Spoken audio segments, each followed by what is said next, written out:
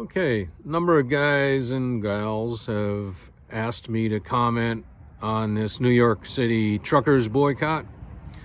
I've already done a little bit, but I'd like to give you my impression now. Number one, why did the media even bother covering this? I'm a little bit suspicious about that because they've already seen the last one fizzle out before it got started. I'm not saying it didn't have a lot of good people in it, but it was nowhere near what they projected it to be. The one down at the border, 3 different spots. And it was, done by a lot of good people, organized by a lot of good people.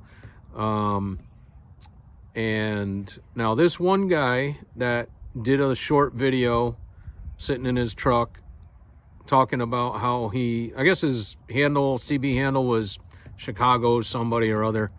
And he was saying how he's been talking to truckers on the CB for the last hour, starting this New York City boycott.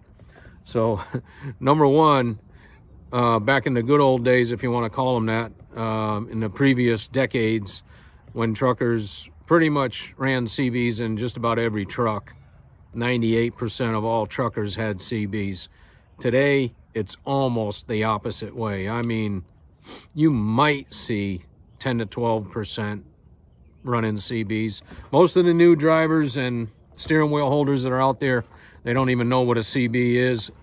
And so literally this guy that's talking about an hour talking with all these guys to shut down loads going into New York City, how effective is he going to be? I don't really know. But here's my opinion on going in there. I won't go in there because I despise that whole Marxist communist setup they got there.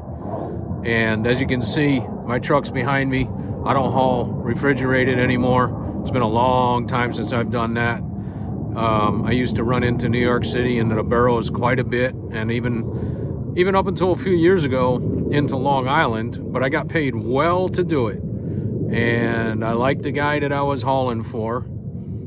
He paid round trip plus tolls both ways. That's about the only way to go in there. And I did very little work on my end other than running hard to get in and out of there, which is a hassle in itself. So my opinion is you're always taking a chance going in there anyway.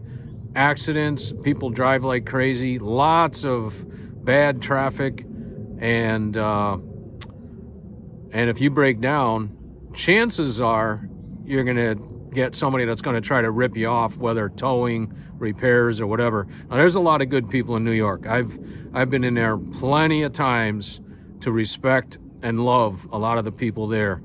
And I've had people help me out above and beyond what you would expect in New York City. But here's the thing. If you have a conviction about the communist government in New York City and you refuse to go in there for that, that's great. That's a great motivation. Guys that don't really care or don't know what's going on, they're not going to even get involved in this. And how many guys are actually going to hear about this? I don't really know. Will it take effect on the store shelves there? That's yet to be seen. But to me, it's a matter of principle.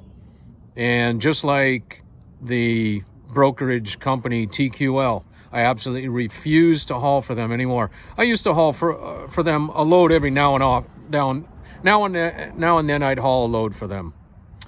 And the last 2 that I hauled for them were real hot loads.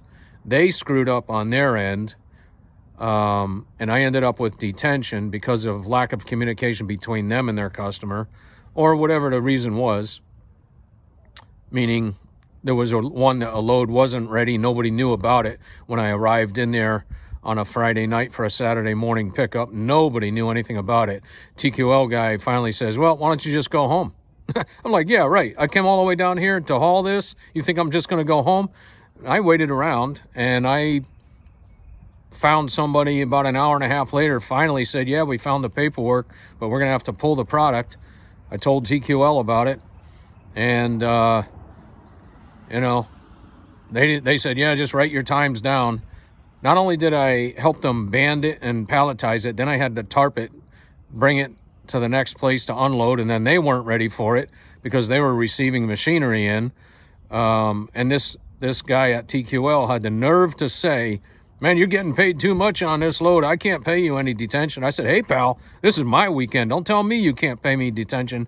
So I had a hard time getting anything out of them on the last 2 loads, which were similar problems. So from that, I made the decision I will never, ever haul for TQL again. So it's a principle. It's like, hey, I made a decision. You screwed me twice. You will never do it again. So what I see these people doing in New York City, screwing everybody, screwing the cops, giving criminals free walks out, giving illegals money, cash, $10,000 cash, plus a place to stay, plus all their food, plus their clothing. I mean, they're giving them anything, everything. You think I'm going to go into New York City and support that? No.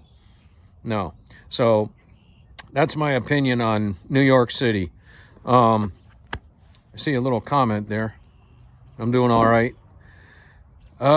So anyway, if you have any questions, just put them in the comment line. I'll try to get back to them later. And actually, like I said, you know, this guy that they built up to be somebody special, Chicago, whatever his name was, you know, like I said, man, there's not a lot of truckers out there listening to the CBs. So how many truckers even know about this? I don't really know. I just refuse to go there for my own reasons, and that started a few years ago. I just absolutely refuse to go there anymore. And I'm talking about even Long Island. I don't even like the Northeast at all. Anything north of Richmond, Virginia, keep me out of there. It is crazy traffic, awful traffic. Tolls outrageous. Maryland State Police, I don't like them at all. Virginia can be tough. Maryland rest areas for truckers suck bad. They come in there at night kicking trucks out, ticketing them first if they're over there, if they're more than 2 hours in a rest area. So they don't like trucks up there. I don't like them. That's the way I can put it. All right, take care. Have a good day.